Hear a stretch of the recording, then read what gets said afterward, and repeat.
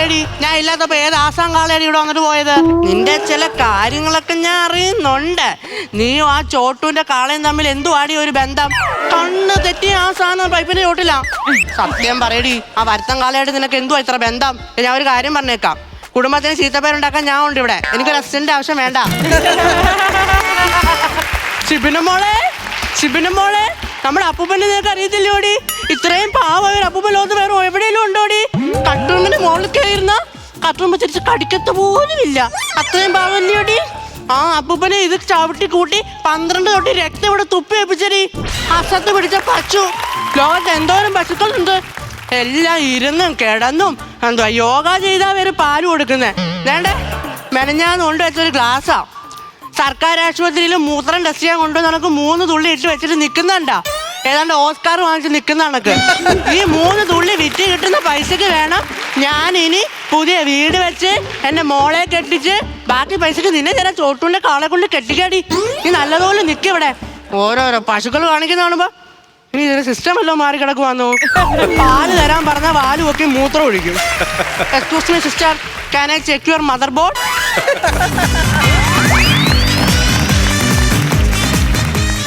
Madam, അതാണ് നമ്മൾ ആദ്യം കാണാൻ ഉദ്ദേശിക്കുന്ന പശു. ഏത് അണ്ടർവെയർ ഇട്ടതാണോ? അതിനപ്പുറത്തെ ഒരു 4 കാലുള്ള ജീവിയുണ്ട്, അതിനും കൂടി നോക്കണം. Okay okay. എന്തൊരു നാറ്റമായി ഇവിടെ.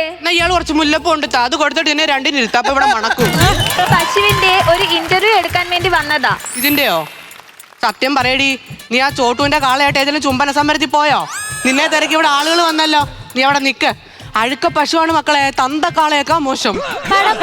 I think that cow needs scientifically improvised nourishment food like a research. Do you think so? ആ ഷർട്ടിട്ട് അശരീരി ഇപ്പൊ എന്തോ ഇംഗ്ലീഷ് പറഞ്ഞേ. ഞങ്ങൾ ഇംഗ്ലീഷ് മീഡിയത്തിൽ പഠിച്ചവരാ. തനിക്ക് ഇംഗ്ലീഷ് അറിയാമോ? എന്റെ അമ്മയും മലയാളം ഒരു റിലാക്സേഷൻ ഉണ്ട്. ഇംഗ്ലീഷ് പറഞ്ഞു പറഞ്ഞ് നമ്മള് തെറ്റിക്കും. ഇതൊന്നും വരുന്നില്ല മാഡം, ഞാൻ ഇവിടെ നിന്നാ ശരിയാവില്ല. മാഡം ഉമ്മറത്തെ കാര്യം നോക്കിക്കോ, ഞാൻ പോയി പിന്നാമ്പുറത്തെ കാര്യം നോക്കിട്ട് വരാം. Okay okay. Hello mister, I am Rasna. ഓ വേണ്ടാക്കളെ, ഷുഗർ ഇപ്പൊ തന്നെ 120.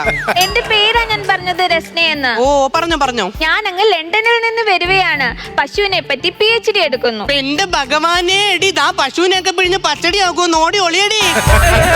പച്ചടി കിച്ചടി ഒന്നുമല്ല, PhD.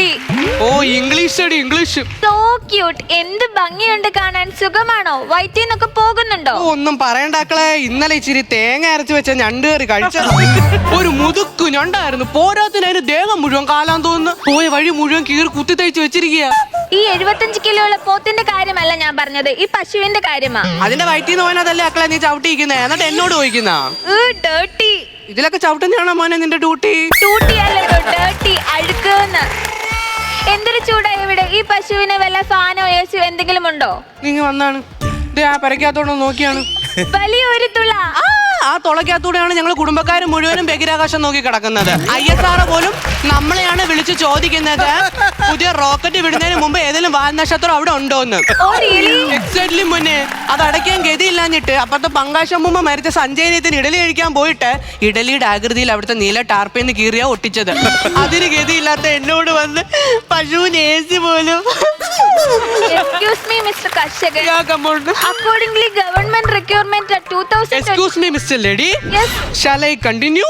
Yeah. According to the government rule of 2026, the cow must need nutritional food. This included carbohydrate, nutrition, minerals. എന്നല്ലേ?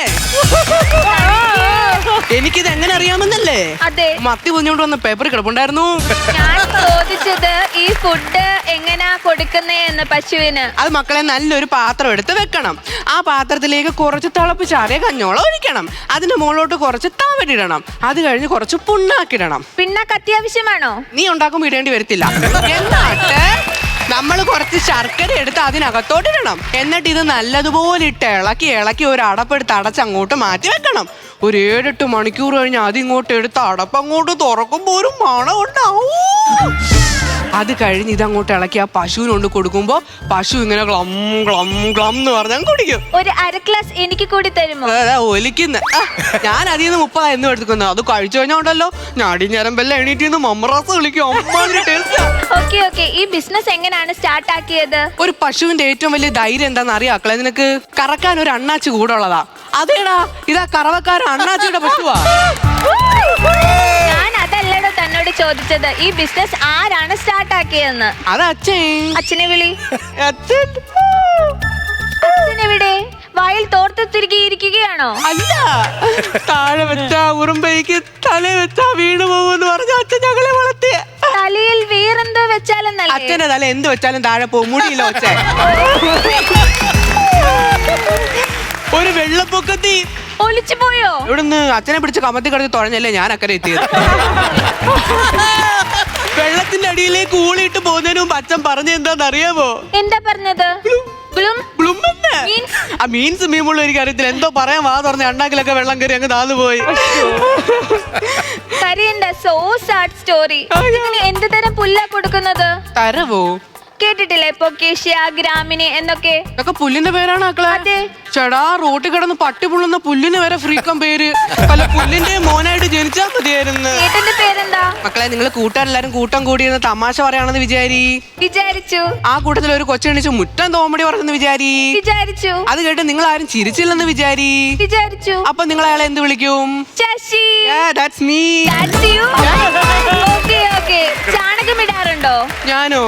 താനല്ല, പശു. അതാണ് എനിക്കും അറിയാൻ വയ്യാത്ത. ഇതിന്റെ ഫസ്റ്റ് ഹാഫ് ഓക്കെയാണ്. പുല്ലെടുക്കാനായാലും കാടിയെടുക്കാനായാലും തവിടെടുക്കാനായാലും സെക്കൻഡ് ഹാഫിന് എന്തോ ഒരു പ്രശ്നമുണ്ട്. പാലായാലും ചാണകമായാലും മൂത്രമായാലും 1 തുള്ളി 2 തുള്ളി 3 തുള്ളി എന്തോ മെക്കാനിക്കൽ എറർ ഇതിന് സംഭവിച്ചിട്ടുണ്ട്. അതിനും കൂടി ചേട്ടൻ ഇടുന്നുണ്ടല്ലോ. അച്ഛന് കൃഷിയായിരിക്കും വലിയ പണി. അച്ഛനെ അറിയുമോ? ഇല്ല, 5 അടി നീളത്തെ ഒരു വാഴ നിൽക്കുന്നുണ്ട്. അച്ഛന് അല്ലേലും പണ്ട് വാഴകൃഷി ഇഷ്ടമാണ്. ഓക്കെ, ഈ ബിസിനസിന്റെ പ്രോഫിറ്റ് ഒക്കെ കിട്ടാറുണ്ടോ? അങ്ങോട്ട് നോക്കേ, 4 ഫോട്ടോയിലും മാലയിട്ട് ചന്ദനത്തിൽ എത്തിച്ച് വെച്ചേക്കുന്നുണ്ടോ? കണ്ടു. അത് ഈ പശു തന്ന പ്രോഫിറ്റാ. ഒന്ന് മുത്തച്ഛൻ, ഒന്ന് കൊച്ചച്ഛൻ, ഒന്ന് വല്യച്ഛൻ, ഒന്ന് അപ്പുറത്തെ വീട്ടിലെ അവറാച്ചൻ. അവിടെ ഒരു ഗ്യാപ്പ് കാണുന്നുണ്ടല്ലോ. ആ ഗ്യാപ്പ് എനിക്കുള്ളതാ. ഇതുവരെ ഈ സർവേശ്വരന്റെ അനുഗ്രഹം കൊണ്ടും എന്റെ പെമ്പിള്ളയുടെ പ്രാർത്ഥന കൊണ്ടും പശുവിന്റെ കന്നം തിരിവിന്റെ സ്വഭാവം ഇല്ലാത്തോണ്ടും എനിക്ക് ആ പ്രോഫിറ്റ് കിട്ടിയില്ല. ഓക്കെ, ഈ പശുവിന്റെ പുറത്തൊരു മുഴ കാണുന്നുണ്ടോ? മക്കളെ, ഇത് കേരളമാണ്. മുഴയുള്ള ഒരു പശു ഇവിടെ ഇല്ല. മുഴയുള്ള പശു ഒക്കെ അങ്ങ് രാജസ്ഥാനില് ഒട്ടക പശു എന്ന് പറയും. താണ്ടൊരു ഒട്ട പശു വരുന്നല്ലോ. മുട്ടയുടെ സ്ഥലം വേണോ? അടുക്കള വശത്ത് ഒരുക്കാം. ഇയാളെ കൊണ്ട്. മാഡം, അവിടെ പുറകുവശത്തെ കാര്യങ്ങൾ ഞാൻ സൂക്ഷ്മമായി നിരീക്ഷിക്കുന്നുണ്ട്. അമ്മിണി കുളിക്കാൻ തുടങ്ങിയ മാഡം ഞാൻ എന്താ കേട്ടുണ്ട്? അമ്മിണി കുളിക്കുന്നതിന് എത്ര സമയം എടുക്കണം? ആരാണ് കുളിപ്പിക്കുന്നത്? എത്ര മണിക്കൂർ എടുക്കും? ഇതൊക്കെ നോക്കണം. ഇടം വലം നോക്കാതെ ചെയ്തിരിക്കും. ഞാൻ പോയി റിപ്പോർട്ടും കൊണ്ട് തിരിച്ചു വരാം മാഡം. ഓക്കെ. ശശി, ആ, ഈ പശു വിശ്രമവേളകൾ ആനന്ദകരമാക്കാൻ എന്താ ചെയ്യുന്നത്? ഇതൊക്കെ ആരാണ് ഈ ക്വസ്റ്റ്യൻ ഒക്കെ എഴുതി വെക്കുന്നേ?